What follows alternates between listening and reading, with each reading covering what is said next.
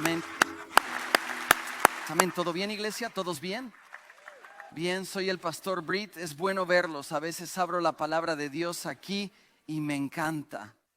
Hemos estado estudiando durante meses el libro de Mateo del Nuevo Testamento y continuaremos esta noche. Terminaremos el capítulo 14. Haremos el capítulo 15 y parte del 16. Traigan mantas y bebidas energéticas porque esto se pondrá intenso, ¿entienden? Bien, capítulo 14. Vamos. Tenemos mucho camino. Después de haber cruzado, llegaron a tierra en la región de Genesaret. Al reconocerlo los hombres de allí, a Jesús, enviaron mensajeros por la región para traer a los enfermos que pedían tocar el borde del manto de Jesús, y todos los que lo hicieron sanaron. ¿Tienes claro lo que buscas en la vida? ¿Qué persigues? Al despertar diariamente, ¿cuál es tu objetivo al invertir tu tiempo y energía cada día? ¿Es acaso mejorar? ¿Es la felicidad? ¿Es algo nuevo? ¿Es algo distinto? ¿Es simplemente un cambio? ¿Es que te dejen tranquilo? Quizás quieres menos estrés o más responsabilidad. ¿Hasta dónde estás dispuesto a llegar para encontrar lo que buscas? Bueno, voy a saltar al final y les diré dónde aterrizaremos el avión esta noche, este fin de semana. Y el avión es este: Jesús es quien buscas. Él es a quien estás buscando. El reino de Dios es realmente lo que buscas. No es un añadido a nuestra vida, es algo que se apodera de nuestra vida. Todo nuestro esfuerzo y pasión se concentran en la gloria de Dios revelada en Jesús, en el reino divino. Eso es lo que buscamos. Y Jesús, el Dios hombre, llega a este pueblo y comienza a hacer lo que hace, que es sanar a la gente. Y algunos hombres de aquel pueblo lo reconocen y comienzan a traer a las personas que les importan para que se encuentren con este gran rabino, este gran maestro, este gran sanador, porque eso hacen los hombres buenos. Los hombres buenos cuidan a otros y los piadosos los guían a Jesús. Amén. Quiero repetir lo que oyeron. Papás, hombres, estoy orgulloso de ustedes de verdad. Como pastor de aquí, estoy muy orgulloso. Veo fruto del reino, cayendo de los árboles por todo este lugar. Vidas están siendo cambiadas, miles de personas siendo bautizadas, personas siendo sanadas, matrimonios siendo reconciliados. La gente sale de la oscuridad a la vida por Jesús. Atribuyo al pastor Jove motivando a los hombres a liderar y amar bien, ya que donde ellos actúan así, todos prosperan. Lo que vivimos como iglesia es florecimiento en el reino de Dios. Alabado sea Dios. Alabado sea Dios. Feliz Día del Padre. Eso es todo. Sigamos.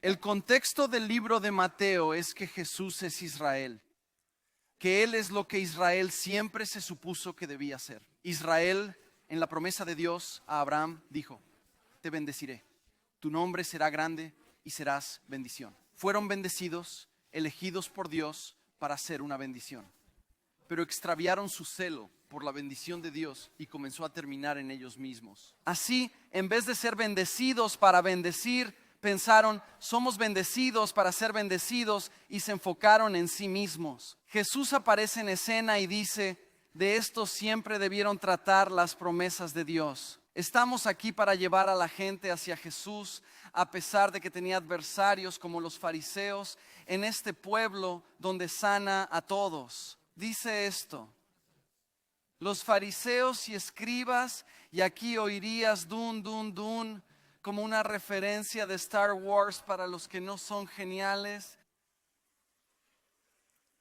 Pero ahí oirías eso en la banda sonora. Los fariseos y escribas vinieron de Jerusalén y dijeron: ¿por qué tus discípulos rompen la tradición de los ancianos? Jerusalén es la sede de los fariseos. Genesaret, donde ministran ahora, está a 75 millas. Estos hermanos aparecen a 75 millas y hacen esta pregunta: ¿por qué tus discípulos rompen la tradición de los ancianos? Cuando se quiere parecer correcto, se hará lo necesario para demostrarlo. Eso hacen fariseos e hipócritas. están tratando de proteger y promover sus propias ideas, siendo escépticos acerca de lo que es innegable. Así actúan los fariseos, dudando de lo innegable. Donde Jesús transforma vidas, siempre hay escépticos y críticos. Era cierto entonces y hoy. Estoy aquí para decirles que no es forma de vivir. Durante años me engañé diciendo, no soy pesimista, solo realista, ocultando mi verdadero escepticismo. Mi escepticismo estaba arraigado en mi dolor. Y así, lo que el escepticismo era para mí, era un muro para protegerme, porque si podía desacreditarte con un poco de escepticismo cuando me decepcionaras, no dolía tanto porque yo tenía razón. ¿Ves cómo es? Donde sea que Jesús esté obrando, habrá escépticos y críticos, incluyendo en la iglesia. Los fariseos se parecen un poco a eso. ¿Te gustan las vacaciones? Como si simplemente decidieras por cualquier razón que vas a tirar la casa por la ventana en estas vacaciones. No hablo de que te hospedes en el Holiday Inn Express. Si te agrada el Holiday Inn Express, entonces nos alegra que estés aquí. Y lo digo en serio lo estamos y lo entiendo. Pero digamos que estás de vacaciones y gastaste el dinero. Era tu dinero, lo ganaste y lo gastaste, estás ahí y alguien de tu familia empieza a quejarse y lamentarse. ¿Por qué tanto calor con la piscina tan caliente? Camareros lentos, el pollo frito está muy frito y bla, bla, bla, ¿verdad? Eso es lo que empiezas a oír. Bueno, esto es lo que eran los fariseos para Jesús. Jesús está en la tierra ofreciéndoles el reino de Dios y lo que ellos quieren hacer es tratar de proteger sus tradiciones. Nota al margen, un truco para padres. Es que si quieres criar hijos con corazones agradecidos, no va a suceder solo. ¿Puedo obtener un amén? Debe ser intencional. Lo que hemos hecho como padres, y sigo criando a mis hijos, así que no actúo como si tuviera todo resuelto. Dicho esto, veo frutos en mis hijos. ¿Vale? Si quieres hijos agradecidos, aquí un consejo de pastor. Cuando enseñas a tus hijos a orar, lo primero que les enseñas a orar es decir, Dios, gracias por... Estas son las primeras palabras que aprenden a orar. Dios, gracias por todo, pero antes de agradecer por peluches y cachorros, es Dios, gracias por Jesús. Si les enseñas a orar eso primero, Dios, gracias por Jesús, ¿por qué importa? Porque si puedes sentir gratitud por Jesús, quien es el regalo más grande que se ha dado, si puedes estar agradecido por Él y disfrutar de Él, entonces podrás disfrutar de todo lo que proviene de Él, cada regalo bueno y perfecto que desciende del Padre de las luces. Dios, gracias por Jesús. Con corazones ingratos aparecen los fariseos. Jesús transforma todo, es parte de su naturaleza. En el siglo I primaba la vergüenza y el honor. La balanza funcionaba con una cantidad limitada de honor para repartir. Y así, cuanto más subía el honor de Jesús, más sentían los fariseos que su honor, sus oportunidades de honor estaban disminuyendo. Y así que no solo era confuso, era muy competitivo entre ellos por parte de los fariseos. Es importante notar que Jesús nunca fue a buscar problemas con los fariseos. Entonces, ¿cuál era el gran problema? ¿Cuál era el problema? Lo vemos aquí. Para los fariseos eran sus palabras, era la tradición de los ancianos. ¿Qué es eso? Es una tradición oral de algunos rabinos creada con el fin de ayudar al pueblo de Israel a obedecer los mandamientos que Dios le dio a Moisés en el Antiguo Testamento. Crearon un sistema de comportamientos prescritos llamado la tradición de los ancianos. Y luego fue codificado más tarde en la cultura judía y se le dio un nivel de autoridad tal que tenía tanta autoridad en la vida de las personas como el Antiguo Testamento o como los primeros 5 libros del Antiguo Testamento. Así crearon el sistema. Y la forma en que se explicaría es que usaron la tradición de los ancianos para construir una cerca alrededor de la ley para evitar que la rompieras. Intentaban que no quebrantaras la ley de Dios. Y la intención original, si soy generoso, aparentemente era una buena idea. Pero lo que sucede es que esta tradición hablada comienza a crear nuevas reglas, cargas y produce culpa y miedo. La única forma en que puedo explicar esto es a un nivel legal técnico. Porque para ellos en el primer siglo no hay separación entre la ley de Moisés y la ley de la tierra. Tenían la ley romana, pero en la cultura judía tenían la ley de Moisés e intentaban obedecerla. Técnicamente, legalmente, solo lo entiendo si tomamos la Declaración de Derechos como la entendemos. Comenzamos a recetarnos unos a otros, o algunos maestros empezaron a indicar cómo se debe practicar la libertad de expresión. No solo es importante que exista, sino también saber cómo ejercerla, como el derecho a portar armas. Solo armas los viernes y sábados después de las 11, porque todos saben que después de las 11 de la noche solo hay vampiros, víctimas y villanos y no quieres ser víctima. ¿Entiendes? ¿Me siguen? Nunca oyeron lo de los vampiros y víctimas, supongo. Está bien. Ahora, esto es lo que pensarías. Los fariseos llegan y preguntan, ¿por qué tus discípulos quebrantan la tradición de los ancianos? Uno pensaría que lo siguiente que dirían es, ¿por qué los dejas patear niños por diversión o algo simplemente terrible? Pero esto dicen, ¿por qué rompen la tradición de los ancianos? Porque no se lavan las manos al comer. Vale, debo ser honesto. En cuanto a baños públicos, juzgo a quien no se lava las manos. Lo hago, hombre. Es asqueroso. Y damas, debo decirles, están casadas con animales asquerosos. Solo les aviso. Lo siento, chicos, lamento delatarlos así. Solo digo, deben lavarse las manos. Es asqueroso no hacerlo. ¿Cierto? Deberían lavarse las manos. Dicho esto, si no se lavan las manos, no es un pecado. No es pecado. ¿Recorriste tan lejos para supervisar el lavado manos? ¿De veras? Es más que eso. Verán, existía un ritual de purificación relacionado con el lavado de manos, que por fuera intentaban lavarse las manos tal como lo prescribe la tradición de los ancianos para defender una versión o una interpretación de algo que Dios dijo a Moisés con respecto a Aarón, su hermano, sacerdote en el Antiguo Testamento. Cuando Aarón y sus hijos, quienes eran sacerdotes en el templo, iban a entrar al lugar santísimo, Dios les dijo que debían lavarse las manos de cierta manera según la ley. Bueno, eso se amplió, se distorsionó y se transformó, añadiéndole razonamiento humano, lo cual tiene sentido si lo escuchas. Y luego se convirtió en una norma que todos debían seguir, y si no lo hacías, estabas en pecado. Es complejo. Por un lado era un ritual de purificación y por otro existía una superstición judía del primer siglo sobre un demonio llamado Shepta. La idea sobre Shepta era que se trataba de un demonio que se te pegaba mientras dormías, tomándote de las manos. Estamos en Roma en el primer siglo. La mitología era clave en su cultura, muy distinto a lo que vivimos ahora. Así que se despertaban por la mañana y hacían este ritual de lavado de manos y también antes de comer. Estaba profundamente ligado a su identidad. Pero los discípulos no lo hacían. ¿Por qué? Bueno, Lucas capítulo 11 es el motivo. Lucas 11, 37 al 38 dice, mientras Jesús hablaba, un fariseo lo invitó a cenar. Entró y se reclinó a comer. El fariseo se asombró al ver que Jesús no se lavó las manos antes de cenar. No lo hacían porque el maestro no lo hacía. Esa era la única explicación necesaria. Siguiendo de vuelta a Mateo 15, y les contestó. Le preguntaron a Jesús, ¿por qué rompes la tradición de los ancianos? Jesús responde, ¿por qué rompen el mandamiento de Dios por su tradición? Dios mandó honrar a padre y madre, el quinto mandamiento, algo muy importante.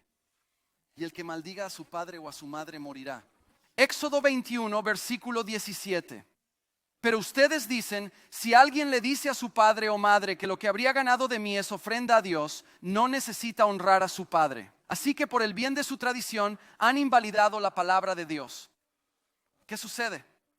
Bien, cuidar de tus padres era un asunto de honor en el primer siglo. Yo aún lo consideraría así, pero era algo muy importante entonces. No tenían residencias de ancianos, no había planes de jubilación ni pensiones. Así que los hijos dependían totalmente de los padres para cuidarlos en las etapas finales de la vida. Exacto, era lo esperado y honorable. Dentro de la tradición de los ancianos existe algo llamado la regla del Corbán. Y lo que decía la regla del Corbán era que si dedicabas tus bienes al templo al morir, mientras aún vivías, podías mantener esos bienes como administrador sin tener que usarlos para cuidar a tus padres. Es un engaño religioso. Crearon un vacío legal para conservar sus bienes y no hacer lo que Dios ordenó con su dinero. No deseaban responsabilizarse de atender a sus padres. Existía un vacío legal que les permitía hacerlo. Y Jesús dice que al hacer esto, usando la religión para salirse con la suya, invalidan la palabra de Dios. Piensen en esa declaración. En Juan 1 dice que en el principio era el verbo y el verbo era Dios. ¿De quién habla? Estamos en la iglesia. Jesús, diste en el clavo. Orgulloso. El pastor Job estará orgulloso. Habla de Jesús. El Logos, la palabra de Dios, les dice a las personas que han invalidado su palabra. Este libro, antiguo y nuevo, no solo es verdad, es digno de confianza. No solo tiene esperanza, es santo. No es solo algo que leemos en la historia, es algo a lo que nos aferramos para la vida y la muerte. ¿Entienden? Este libro es la palabra revelada de Dios al hombre para conocerlo, y es mediante la fe en lo que enseña que nos convertimos en sus hijos. Es importante para Jesús invalidar la palabra de Dios al hablar. ¡Qué condena! ¡Qué condena! Grabábamos el podcast Deepened hace un par de semanas y el pastor Vinke hizo una declaración profunda. Dijo, la palabra de Dios es todo o no es nada. Es todo o no es nada. Cuando se trata de cristianos confiando y obedeciendo los mandatos, promesas y preceptos de Dios, yo como cristiano desde hace mucho, pastor por 25 años, cristiano desde antes, he visto 3 posturas que toman las personas que se identifican como cristianas. Y la primera postura es que las personas toman la postura del deber. Quizás crecieron en el sur religioso, en una tradición religiosa, tal vez católica, donde había mucha instrucción sobre lo que se supone que debes hacer y lo que no se supone que debes hacer. Y así tu comprensión de Dios es sobre reglas y derechos y errores. Y solo estás tratando de hacer lo mejor posible para navegarlo y hacer un poco más de bien que de mal. Y la postura que tomas cuando vives desde ese lugar es que miras la palabra de Dios y la ves como algo a lo que estás obligado. Aunque puede mantener una vida moral, nunca podrá cultivar amor en ningún caso. No tiene poder de permanencia. En el mejor de los casos es pura fuerza de voluntad. Esa es la primera. La postura número 2 es el deleite. Deleite.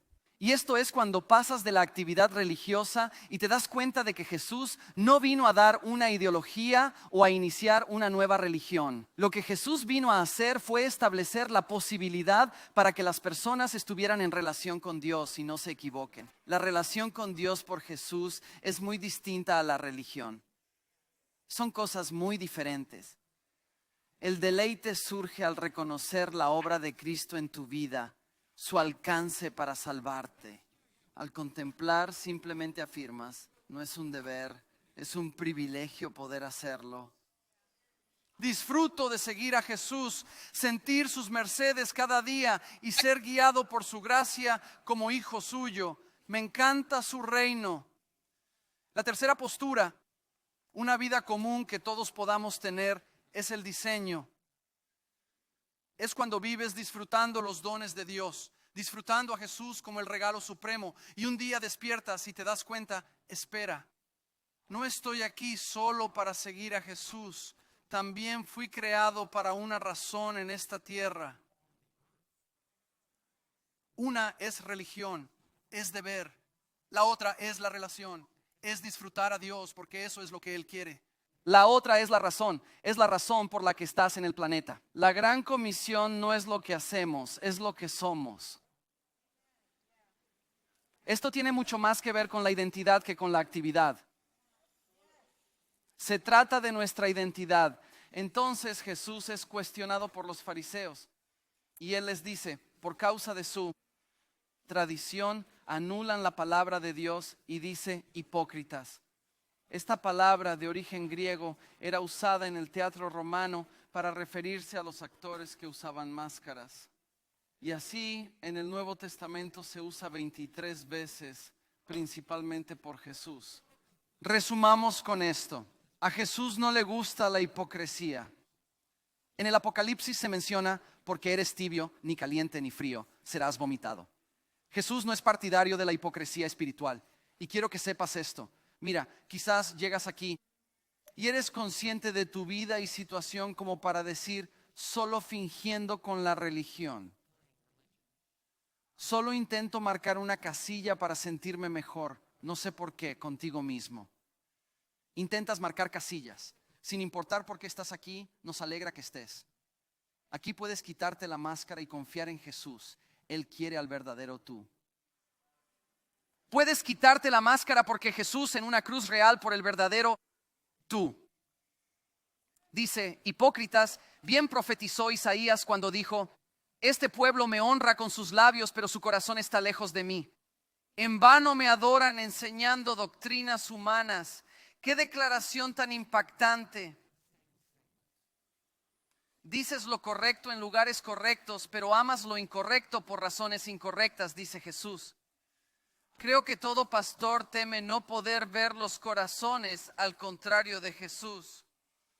Apenas sé lo que siento la mitad del tiempo, mucho menos entender lo que pasa en tu corazón. No podemos distinguir los corazones, iglesias llenas de admiradores de Jesús, pero no sus verdaderos seguidores. Porque Jesús no vino a reclutar seguidores de Instagram, vino a crear discípulos dedicados que fueran santos y consagrados a Él. Es por eso que Jesucristo vino a la tierra. Él usa esta frase interesante, dice, han creado las doctrinas de los hombres. No tenemos muchos policías del lavado de manos hoy, salvo yo. No tenemos mucho de eso, pero hay algunas doctrinas modernas de hombres que se han asumido en nuestra cultura y solo quiero señalar una. Si has estado en el cristianismo evangélico americano un tiempo, podría haber habido una prescripción que te han dado a la que tal vez prestaste atención y crees que es lo que es el cristianismo. Y tiene un nombre muy elegante, se llama deísmo terapéutico moralista.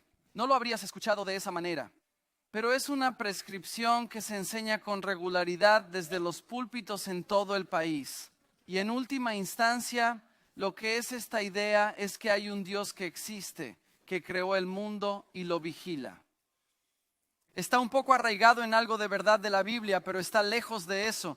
Dios existe, quien creó el mundo y lo vigila. Dios quiere gente buena, amable y justa. Que el objetivo principal de la vida es que la gente sea feliz y se sienta bien consigo misma. Y que Dios no está muy involucrado en la vida diaria, a menos que se le necesite para resolver un problema. Y que al final las buenas personas van al cielo al morir.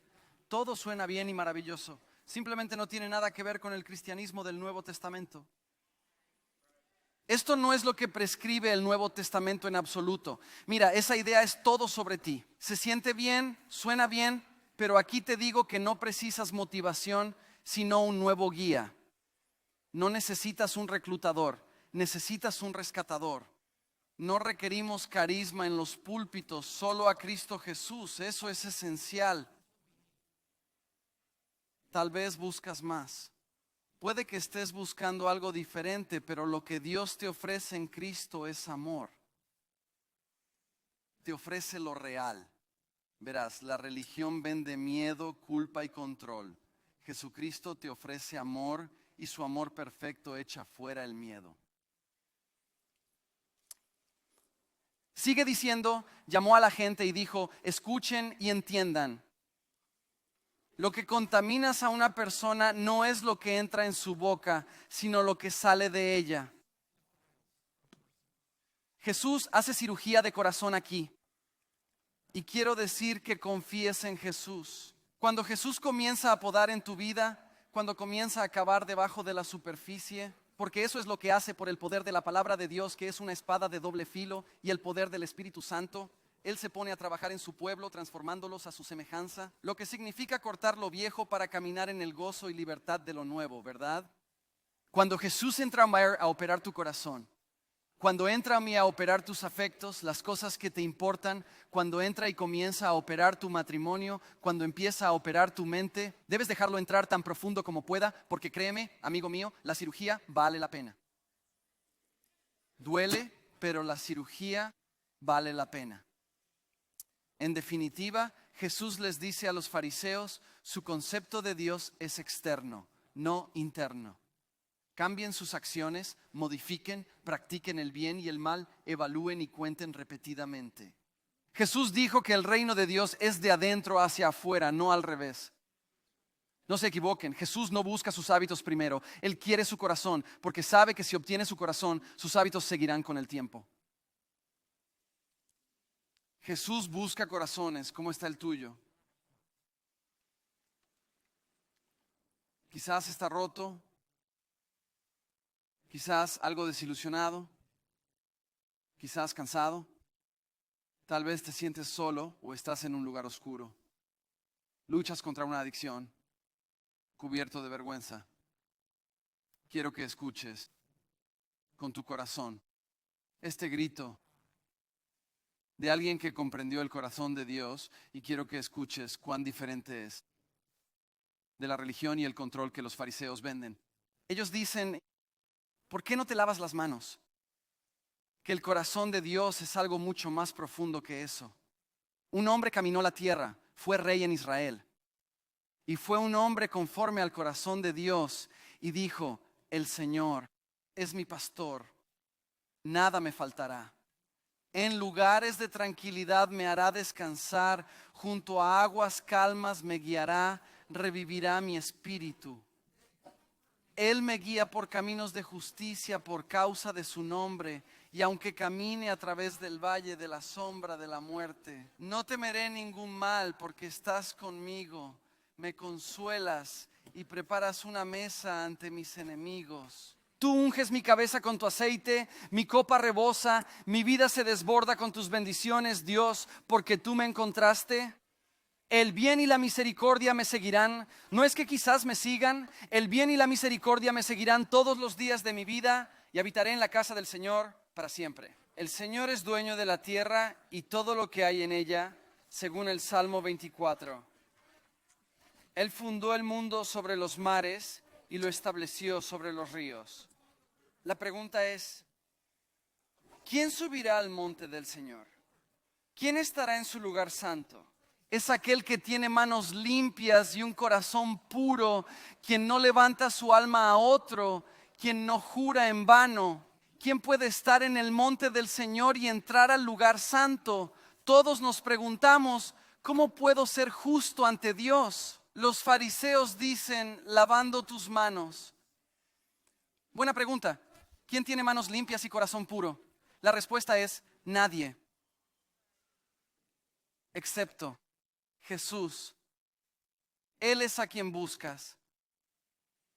Y cuando entregamos nuestras vidas al señorío de Jesucristo, Él toma todo lo malo que el pecado tiene para ofrecer y nos da todo lo bueno que el cielo puede costear, incluyendo sus manos y corazón. Estamos completamente cubiertos por su obra terminada, así que ahora podemos subir al monte del Señor y estar en el lugar santo con confianza. Es muy diferente tener relación con Dios que estar atrapado en un sistema religioso. Jesús continúa y dice esto, o la Biblia continúa y dice esto. Los discípulos dijeron, ¿sabes que los fariseos se ofendieron al oír esto? Imagino a Jesús diciendo, ¿de verdad? ¿Crees que se ofendieron? Deberíamos ir a disculparnos. No lo creo. Jesús no se disculpa. La verdad más ofensiva que he oído, pensé mucho en esto para el sermón. Si no lo notaron, el pastor Joe me dio como 80 versículos. Y así, tuve que pensarlo mucho. La verdad más ofensiva que he oído en toda mi vida si soy muy honesto, es la afirmación de exclusividad que hace Jesús. Cuando Él dice, yo soy el camino, la verdad y la vida. Dirías, Pastor Brett, ¿es verdad? ¿Lo crees? Ahora sí. Ahora lo hago. Pero al encontrarlo por primera vez, tuve una crisis existencial. ¿Sabes por qué? Porque crecí muy religioso. Crecí muy religioso. Recuerdo que de niño estaba en la iglesia limpiando los bautismos. Eso hacía. Los chicos, la gente en nuestra iglesia solía bromear sobre los hermanos Britt que tenían un problema de drogas. ¿Has oído esto? Los arrastraban a la iglesia. Cada día los arrastraban al altar. Casi nací en ese lugar sagrado. Tenía un extenso currículum religioso. Y aquí, ¿sabes qué aterra de la Biblia? No que la maldad sea juzgada. Porque todos queremos eso. Queremos que la gente mala rinda cuentas por sus acciones. Quizás no medimos lo malo como la Biblia. Pero lo aterrador de la Biblia no es que la maldad será juzgada. Lo realmente desalentador es que la Biblia dice, nuestra justicia es un trapo de inmundicia. De toda mi historia religiosa, las iglesias visitadas, escuelas frecuentadas, clases tomadas y estudios bíblicos en familia, ninguna se compara. De todos los logros ministeriales de mi padre y mi abuelo, mis hermanos, el pastor de una mega iglesia, mi suegro es un misionero en África desde hace 20 años. Y puedo seguir sin merecer ni un centavo en el reino de Dios. No se merecen absolutamente nada. ¿Sabes lo que me merece valor en el reino de Dios? Es Jesucristo y solo Él. Él es mi única esperanza. Él es mi defensa, es Cristo. Él continúa y dice que los fariseos se ofendieron. Jesús dijo, toda planta que mi Padre no ha plantado será arrancada. Déjenlos, son guías ciegos. Si dejan que guíen a otros, todos caerán en un pozo. ¿Alguna vez has seguido a la persona equivocada al lugar equivocado? Sí, por unos 10 años, ¿no? Hay mucho debate aquí sobre cuál es la mejor película navideña de siempre. El pastor Hobby diría, duro de matar, respeto, ¿está bien? Yo prefiero Mi pobre angelito.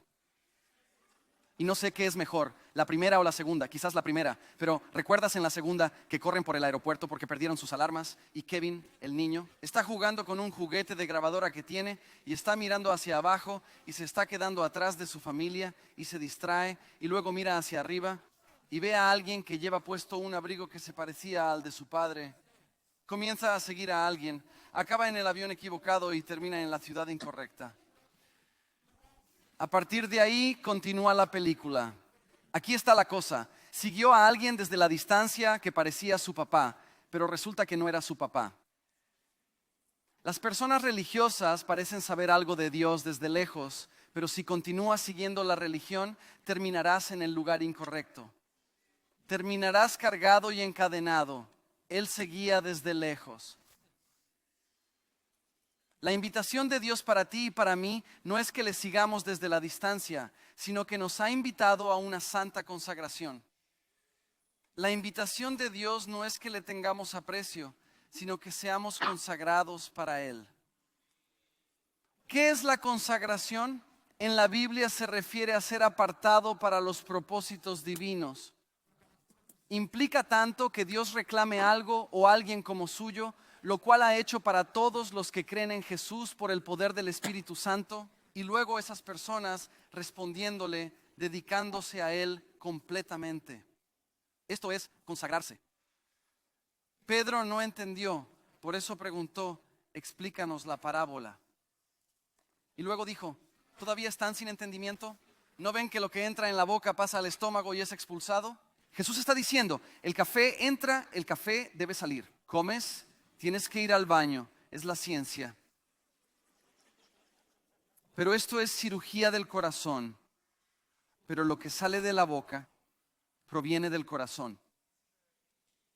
Y esto contamina a la persona. Del corazón surgen malos pensamientos, asesinatos, adulterio, inmoralidad, robos, falsedades, calumnias. Esto contamina a la persona, pero comer sin lavarse las manos no contamina a nadie. Y Jesús se fue de allí. y se retiró a la zona de Tiro y Sidón. Está dejando la Israel conocida y va a una población totalmente gentil. Creo que es lo más lejos que Jesús viajó de su hogar. Tiro y Sidón tienen mucha historia, no hay tiempo, pero es hostil. Y aquí una mujer cananea condenada ancestralmente, una marginada. Alguien que los judíos no aceptaban, juzgada por los fariseos, una mujer cananea de esa región, salió llorando. Ten misericordia de mí, oh Señor, hijo de David. Mi hija está gravemente oprimida por un demonio. Desde el principio, sin ser judía, ella llama a Jesús Señor y luego lo llama por su título mesiánico, el Hijo de David. Esta mujer busca algo y ha estado buscándolo por un minuto. Mi hija está oprimida por un demonio, pero él no dijo nada. Sus discípulos vinieron y le rogaron, despídela, porque nos viene gritando. Y respondió, fui enviado solo a las ovejas perdidas de Israel. Al principio parece un intercambio bastante duro. Es algo fuerte, no voy a mentir. Pero no es tanto sarcasmo y tampoco es realmente grosero. Es una imagen verbal elaborada por Jesús para la mujer y sus discípulos.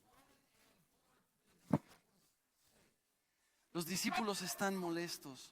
Ella interrumpe su descanso, ocupa su lugar, usa su espacio. ¿Entiendes? Los discípulos aún aprendían del reino de Dios con dificultades. Luchaban por entender que el reino de Dios era primero para los judíos, pero no solo para ellos. Que la promesa era que todos tendrían acceso al evangelio.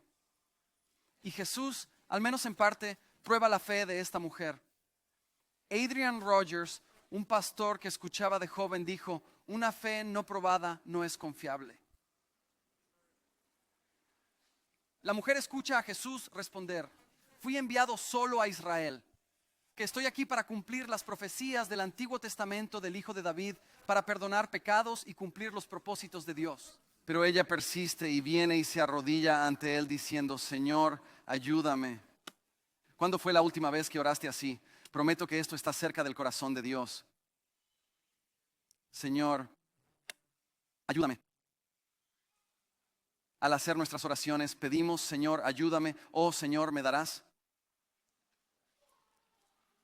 Y él respondió, no es correcto tomar el pan de los hijos y echárselo a los perros. Y ella dijo, sí, Señor, hasta los perros comen las migajas de la mesa de su amo. Y Jesús respondió, oh mujer, grande es tu fe, que se haga como deseas. Su hija fue sanada al instante. Un par de cosas. Porque lees eso y dices, Jesús el Cristo llamó a esta mujer perro. Bueno, sí, lo hizo. Y no me disculparé por él. Pero aquí está lo que quiso decir. En griego hay dos palabras para perro. Una es salvaje y rebelde, y esto es lo que los judíos llamaban a los gentiles. Esto es lo que los discípulos habrían pensado de esta mujer, que es una perra salvaje, que no merece nuestra atención. Jesús usa otra palabra al decir perro. Es la palabra que usarían para referirse a una mascota. ¿Cómo llamarla perrito? Es lo que él dice. No digo que debas sentirte mejor por eso, solo explico el texto. Esta es la imagen que él está pintando. El griego es un idioma de imágenes. Aquí está la imagen. Tengo dos perros en casa. Una se llama Piper, otra Penny. No quería a ninguna de las dos, pero aquí estamos. ¿Sabes a qué asiento de la mesa saben ambos perros que deben acercarse? Al mío. ¿Sabes por qué? Porque la mayor cantidad de migajas caen de mi lado de la mesa. Existe una palabra que describe la adoración y se le conoce como proscuneo. Y la imagen que esta palabra nos transmite es como un perro que busca atención de su amo. Esa es una forma en que la adoración se entiende bien. Es mover la cola, un perro buscando la mano del amo, diciendo si tengo tu atención, tengo todo. Esta es la imagen que Jesús pinta. No olvides que esta es la razón por la cual Dios eligió a Israel. Él escogió a Israel para revelar su gloria y manifestarse a través de ellos, permitiendo así la adoración a Dios en la tierra. Mostraron al mundo cómo disfrutar del único Dios verdadero, el Dios de Abraham, Isaac y Jacob. Ese era el punto de la promesa del pacto de Dios con Israel, que un pueblo disfrutara tanto de Dios y sus bendiciones que el resto del mundo supiera que solo hay un Dios, que es bueno. Ese era el punto. Dices, es increíble, Pastor Brett, Jesús es Israel, lo entiendo, lo hemos dicho 100 veces. Déjame preguntarte esto. ¿Y si la próxima semana llegas y ves miles de musulmanes, hindúes y budistas con trajes tradicionales? ¿Imaginas a personas entregando su vida a Jesús, escuchando el Evangelio, recibiendo sanidad y unción, con filas fuera de la puerta? Antes de preguntar, diré esto, en el nombre de Jesús, que así sea. Que seamos un movimiento para que todos descubran una relación con Jesús y todo significa todos. Y si Dios está haciendo una gran obra aquí y celebramos y le damos alabanza, ¿nos usaría Él para alcanzar a cada tipo de persona en nuestra ciudad y alrededor del mundo por su gracia? Que así sea. Pero ¿qué si fuera así? Seamos sinceros, ¿qué si fuera así? ¿Te encantaría o te incomodaría? Eso sienten los discípulos.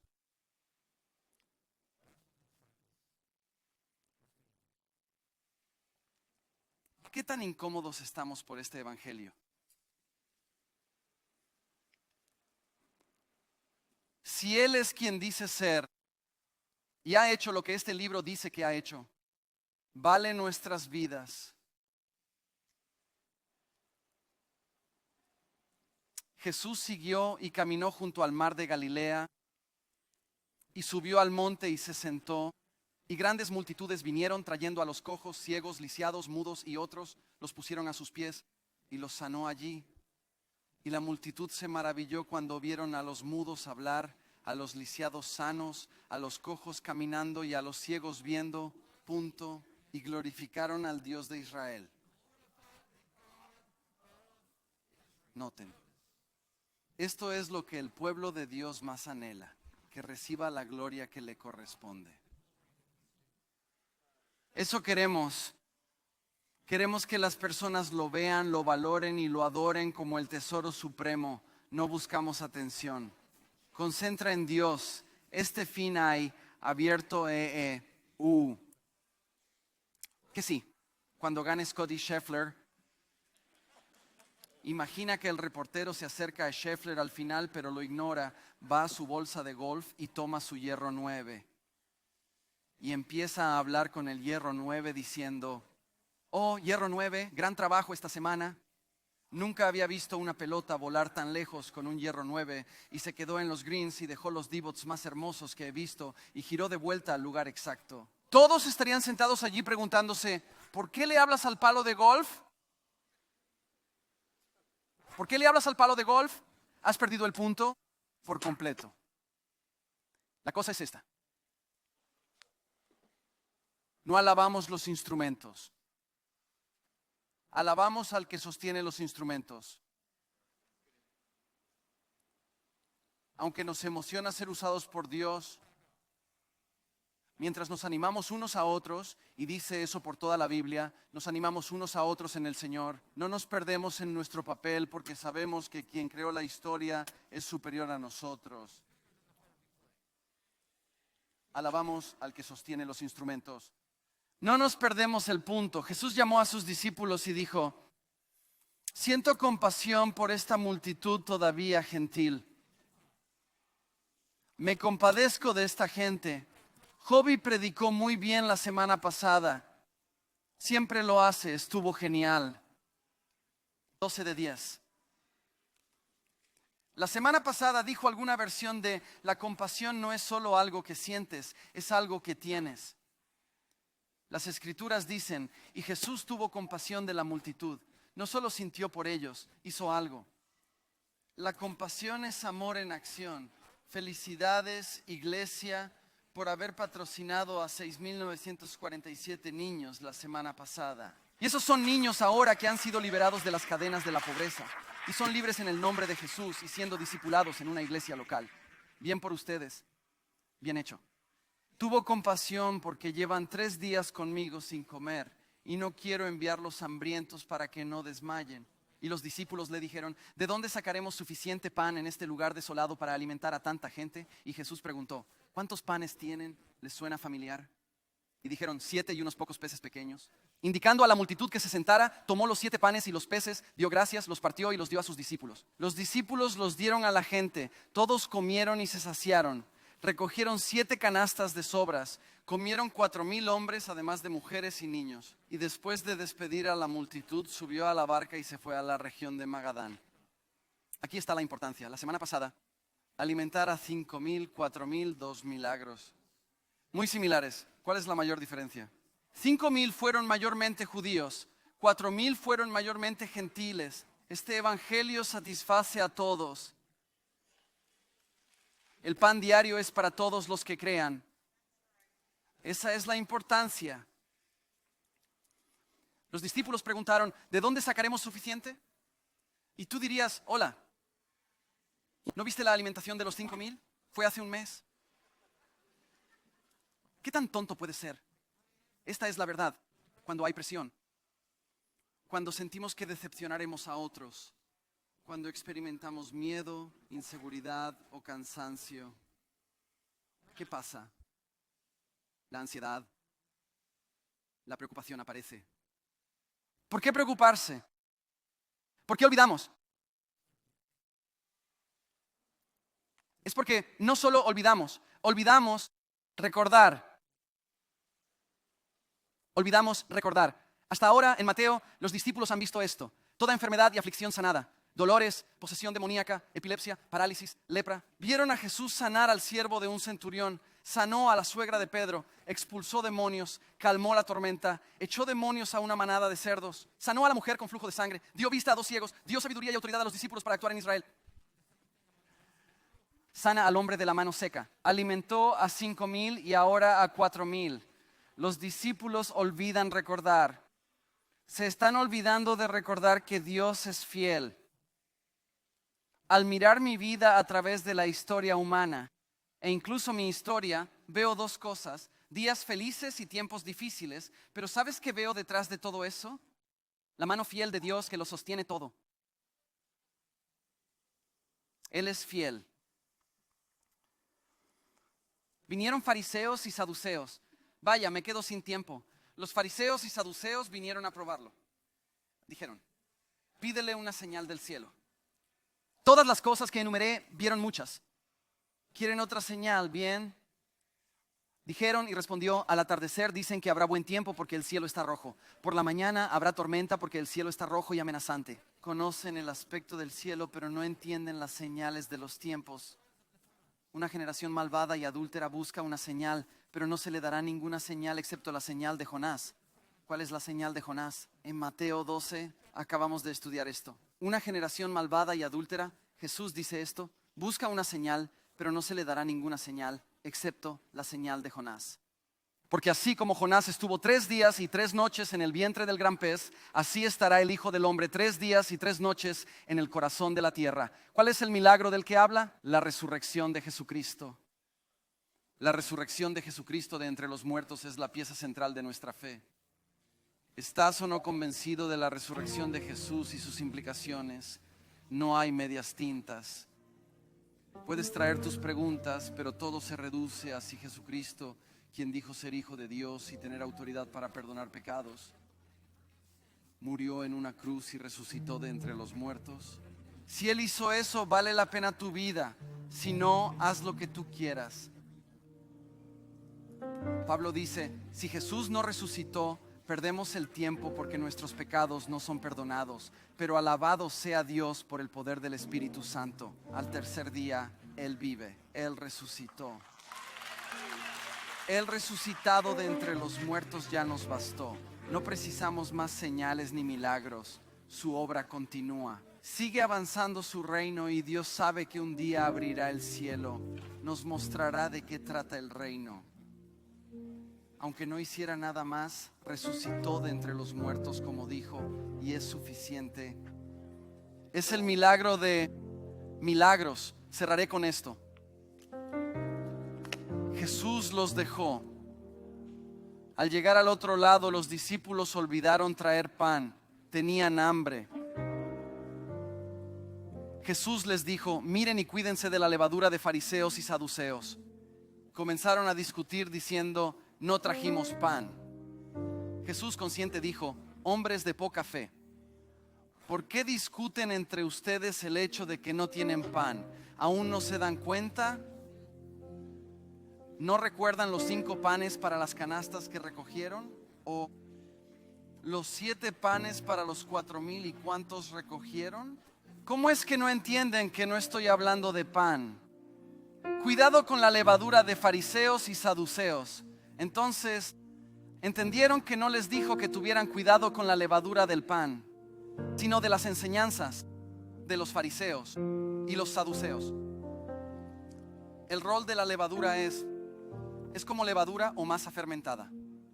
Y tú añades un poco a la harina. Y es lo que eventualmente hace el pan. Pero aquí está la cosa sobre la levadura: es que no toma mucho. Y tú añades solo una cantidad muy pequeña y está viva. Y con el tiempo se apoderará de toda la masa. Tomará todo. ¿Qué dice Jesús? Dice que buscar ganarse la gracia divina, vida de fe y oración, la rebelión, elegir caminar en las cosas de este mundo, elegir el pecado, al elegir perseguir cosas que sabes que no llevan a nada bueno, permitiendo que entren en tu mente y en tu corazón, y finalmente te envenenará a nivel del alma. Cuidado con la levadura.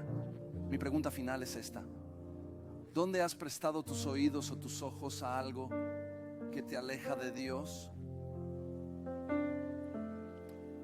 ¿Dónde crece esta levadura o veneno en tu mente o alma? Quizás es obvio.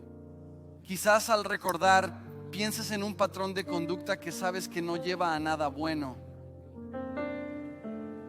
¿Por qué dejar que crezca? Puedes dejarlo aquí hoy. Déjalo en este lugar. ¿Por qué dejar que crezca? Quizás no sea tan obvio, pero en tu conciencia está claro. Caminas en falta de perdón que se convierte en amargura. No confías en Dios en un área de tu vida. Tienes tus motivos, tus dudas y tus críticas, pero en el fondo de tu alma sabes que hay un área de tu vida que estás ocultando bajo una fachada de actividad religiosa, pero está lejos de traer gloria a Dios. ¿Lo soltarás? ¿Recordarás la fidelidad de Dios en este lugar? ¿Confiarás en Él? Y al hacerlo verás de nuevo, y de nuevo, y de nuevo, y de nuevo. Al confesar nuestros pecados, Dios nos limpia de toda injusticia y nos sana con fidelidad y justicia. Él pagó por ti. Él te quiere. Le importas a Dios. Al responder, adoraremos.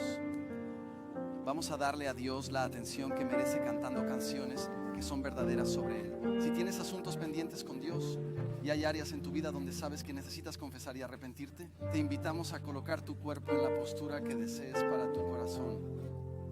Y traeremos lo mejor, como siempre, mediante diezmos y ofrendas. Si pueden, pónganse de pie conmigo en todos los campus. Voy a orar por nosotros y vamos a responder a las buenas nuevas del reino de Dios, la libertad que proviene de seguir a Jesucristo. Padre, te amamos, te necesitamos. Oramos, nos unimos a la mujer cananea y decimos: Señor, ayúdanos. Ayúdanos a amarte. Ayúdanos a verte correctamente. Ayúdanos a responderte en gracia. Ayúdanos a ser vencidos por tu reino. Rompe los grilletes de la tradición y religión. Ayúdanos a liberarnos de las cosas de este mundo que nos cargan tan pesadamente. Ayúdanos a superar adicciones, conflictos y hábitos que nos alejan de ti, Señor. Nuestras manos y corazones están abiertos ante ti. Jesús, te invitamos a operar bajo la superficie. Queremos que cabes profundo. Queremos que cabes profundo. Que este no sea un tiempo de reunión, Padre, sino un tiempo dulce y personal donde disfrutemos nuestra relación contigo. Gracias, Dios, gracias por Jesús. Con corazones agradecidos, que el pueblo de Dios dijo: amén, amén. Respondamos.